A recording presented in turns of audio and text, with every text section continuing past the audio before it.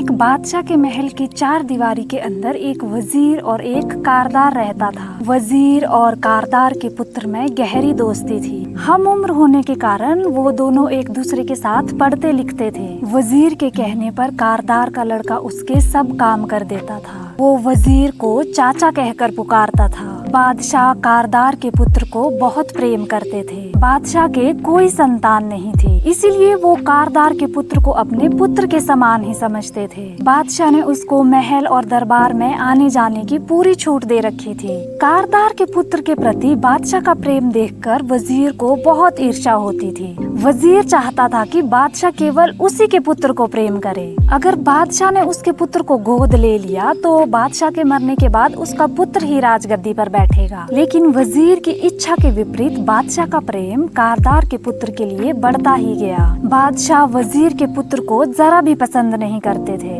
इसीलिए वजीर कारदार और उसके पुत्र से मन ही मन ईर्ष्या करने लगा। वजीर ने कारदार के पुत्र को मारने का निर्णय लिया। एक दिन वजीर ने कारदार के पुत्र को रुमाल और पैसे देकर गोश्त लाने के लिए भेजा। वजीर ने कारदार के पुत्र को अच्छी तरह से समझाया कि गोश्त बाजार में गली के नुक्कड़ वाली दुकान से ही लाना। तो कारदार का पुत्र रुमाल और पैसे लेकर बाजार की ओर चला गया। उसने देखा कि उसका मित्र वजीर का बेटा भी वहाँ पर खेल रहा है। तो वजीर के पुत्र ने कारदार के लड़के से कहा कि तुम मेरा दाव खेलो, मैं बाजार जाकर गोश्त लाता हूँ। तो कारदार के पुत्र ने उसको रुमाल और पैसे देकर दुकान का पता बता दिया। तो वजीर का पुत्र गोश्त लेने चला गया। तो वजीर के पुत्र ने दुकानदार को पैसे और रुमाल दिया और बोला कि इसमें गोश्त बांध दो। तो कसाई ने रुमाल में बने निशान को पहचान लिया। इस रुमाल को वजीर ने कसाई को दिखाते हुए कहा था कि जो लड़का इस रुमाल को लेकर गोश्त लेने के लिए आएगा तुम उसे मौत के घाट उतार देना।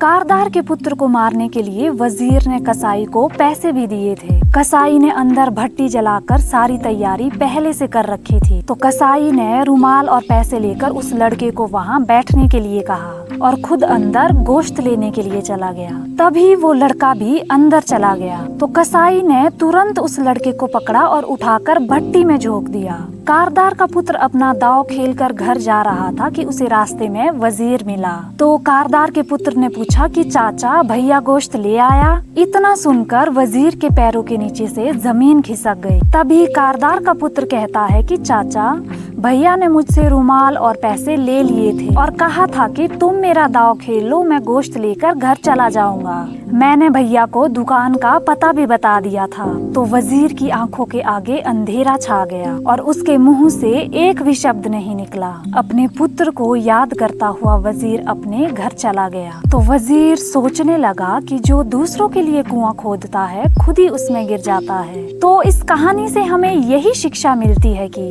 हमें कभी किसी का बुरा नहीं करना चाहिए। बुराई लौटकर खुद पर ही आती है। तो ये थी वजीर और कारदार से संबंधित एक नैतिक कहानी।